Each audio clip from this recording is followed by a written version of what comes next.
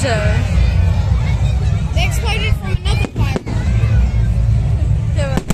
Oh, jeez.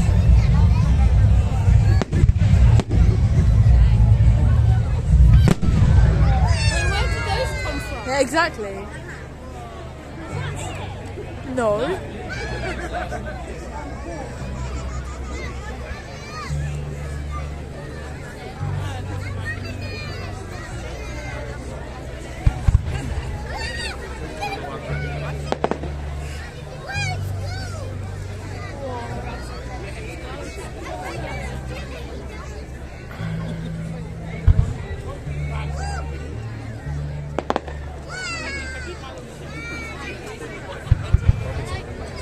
That's gonna be big bang.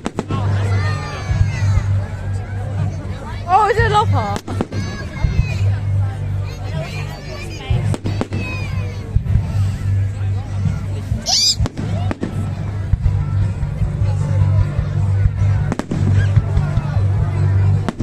Is it cool?